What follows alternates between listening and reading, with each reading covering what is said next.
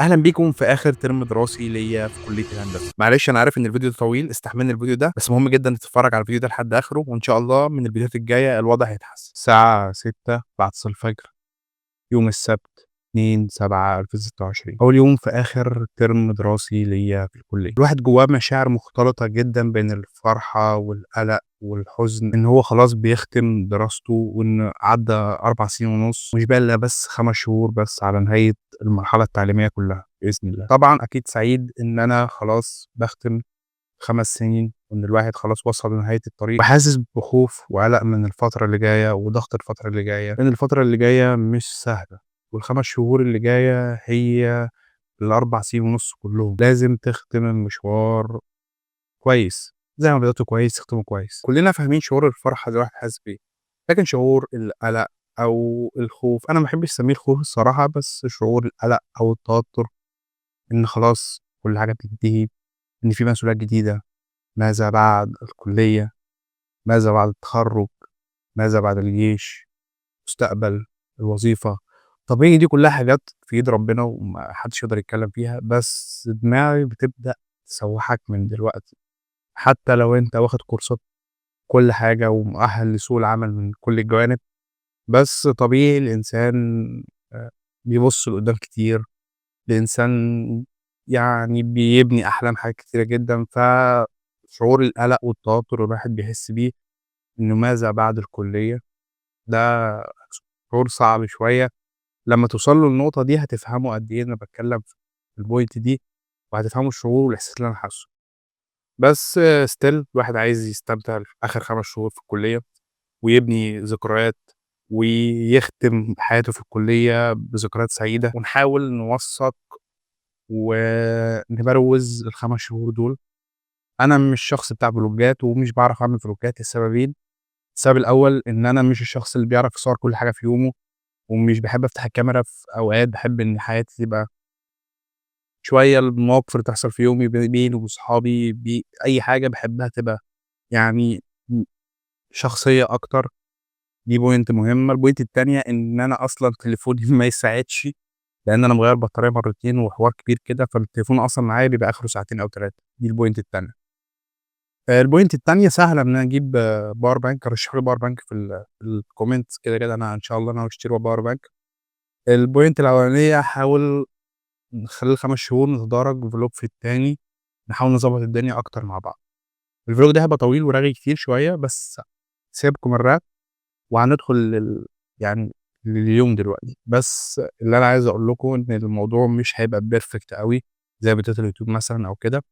الموضوع أنا مش باعرف أصوّر، فهناخد وقت نتعلّم سوا، دي point مهمة لازم تاخدوا بالكم منها، إن أنا مش هابقى perfect في أول فيديو. بس عامةً أنا يعني حتى لو مش للناس، أنا يعني هم ليّا، تبقى playlist لوحدها ليّا قدّام بعد 10 سنين من دلوقتي، أقدر أشوفها مبسوط وفخور بالفترة اللي قضيتها دي، أو ال5 شهور الأخر ليّا في الكلية بإذن الله. وزي ما أنتم شايفين الموضوع عبثي جدًا على المكتب، الأوضة كلّها عبثية.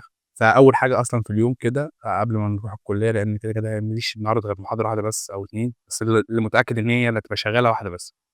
فنقوم نرتّب الأوضة كده، ونبدأ اليوم بنظام وترتيب كده، بحيث إن الواحد نِفْسه تفتح على اليوم. هنا قبل ما أبدأ أرتّب الأوضة، قعدت أمنتج شوية وأقصقص شوية وأعمل فيديوهات قصيرة وreels تنزل تيك توك وفيسبوك لحلقة باشمهندس محمد إبراهيم، حلقة مفيدة جدًا وهتلاقوها عندكم على اليوتيوب. نروح دلوقتي للترتيب وأسيبكم مع شوية من القرآن الكريم، وفي عظة في الآيات فركّز في الآيات. قل يا عبادي الذين أسرفوا على أنفسهم لا تقنطوا من رحمة الله،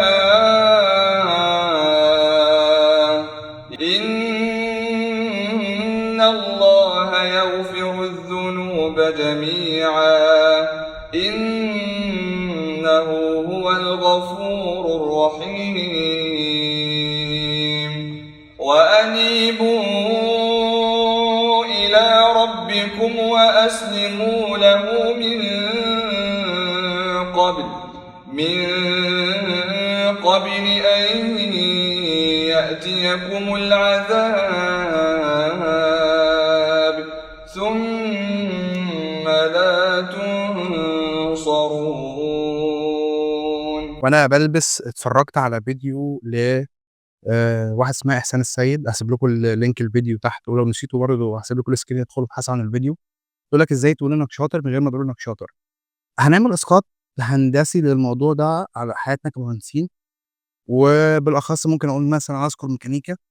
ان انت يعني ملخص الفيديو ان انت لو عملت انجاز صغير او عملت انجاز كبير او اي انجاز المفروض تبروزه، مش تبروزه اوفر لدرجه كبيره جدا تخلي الناس تزهق منك او تقول هو ماله وعامل الايجو بتاعه صعب ليه كده، هو بيقول ان هو عمل حاجه.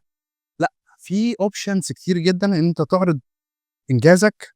يا عم انت لو حتى لو كنت عملت جير بوكس على السوليد وورك، عملت رسمه صغيره جدا على الاوتوكاد، صممت اي حاجه على الريفت، عملت اي حاجه، بس تعرف تبريزنت للناس الحاجه دي وتقول انا عملت الانجاز المعين، لان ده هيفرق معاك جدا في سوق العمل.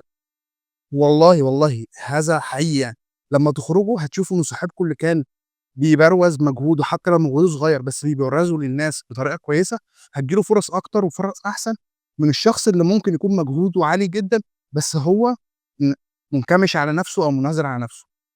فبجد يعني من الحاجات المهمه جدا وخصوصا في السوق الحالي ان ناس كتيره جدا بقت كل حاجه لازم تبقى على السوشيال ميديا، وان في ناس كتيره جدا من الاتش ار والمديرين والرئيس القطاع والناس دي كلها ممكن يختاروا حد ان هم يشتغلوا معاهم لمجرد ان هو عنده بورتفوليو كويس على السوشيال ميديا وعارف يبريزنت نفسه، وهو كاضافه هو معاه البيزك بتاع الشغل نفسه، بس مش الواو، بس يختاروه بوزيشن كويس بمرتب كويس لمجرد ان هو عايز ان هو عارف يبريزنت نفسه في الزوم بتاعه. فلازم تبريزنت نفسك في الزوم بتاعك كويس جدا، لان دي من اهم الحاجات اللي هتفرق معاك جدا بعد التخرج. وبالنسبه للهودي ده انا كل ما اجي اعمل فيديو اصور اقول انا جبت لكم الهودي ده منين، انسى بجد والله ان انا اصور اصلا الفيديو. الهودي ده كنا جايبينه من مكان في اسكندريه، بيج اصلا شفناه على الانستا وكده، بس للاسف انا مش عايز ارشحه لكم لان اولا احنا كنا اصلا طالبين يجي 20 واحد بس مش كميه كبيره. طلبناه قبلها بشهر وكام يوم، ما جاش الا يوم الامتحان نفسه اخر يوم في الامتحانات. لبسناه للاسف كان مفتل من جوه جدا، وبهدل الطوب الابيض بتاعي وبهدل الدنيا مع كل الناس، ما كانش افضل حاجه. يعني كان مليان عيوب كتير جدا من ناحيه برضو الخدمات، من ناحيه الكلام ما بيردوش. المفروض انا طالب 20 هودي يعني في ظرف شهر المفروض يخلصوا بدري، ما خلصوش بدري، فمش افضل انك انت تتعامل معاه. فعشان كده بصراحه انا ما رشحوش للناس وما اتكلمتش. فانت لو تعرف حد اسال، ما تعرفش اساله بتوع طب اللي في كلياتكم، هم اللي بيبقوا مهتمين بالموضوع ده جدا وهم اللي بيبقوا عارفين الاماكن. يلا بقى دخلنا على الكليه، وهنا كنت وصلت الكليه بعد عناء كبير مع المواصلات، وهو ده المكان اللي انا اتربيت فيه بقالي 4 سنين، وانا ممتن جدا للمكان ده لانه علمني كتير جدا في حياتي. سلم ميكانيكا المتعب الواحد بيعتبره رياضه كل يوم الصبح وهو طالع عليه. اول يوم في اخر ترم والحضور المبكر، جينا قبل ما الدكتور يجي شحت معايا في المشروع هيقول لنا احنا وصلنا لايه في المشروع. احنا على الله ان شاء الله حرفيا.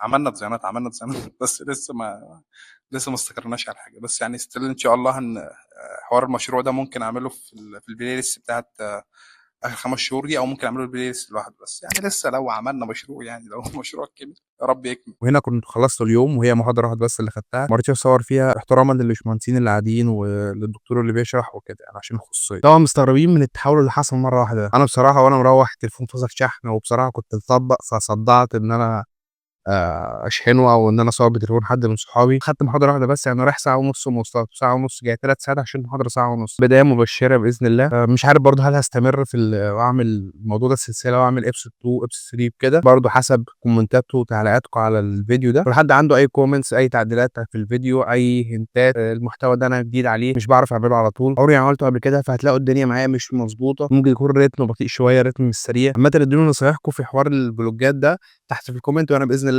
الفيديو الجاي ان شاء الله لو هيبقى فيه فيديو جاي هيبقى احسن من الفيديو ده. بس كده. وبالنسبه لحلقه هجرس هي المفروض تنزل يوم الجمعه الجايه، انا اجلتها، وعلى ما الحلقه دي تنزل ان شاء الله ادخلوا اتفرجوا على حلقه الباشمهندس محمد ابراهيم، برضو هتلاقوا حلقه كويسه برضو مفيده ليك، وهترد على معظم الاسئله اللي جت معاكم بعد النتيجه والفاينل وبدايه الترم الثاني وازاي تتعامل مع الترم الثاني. بس كده يا شباب، وزي ما متعودين كل نهايه فيديو انتم متفوقين وعذروا نجاحنا سويا، وسلام.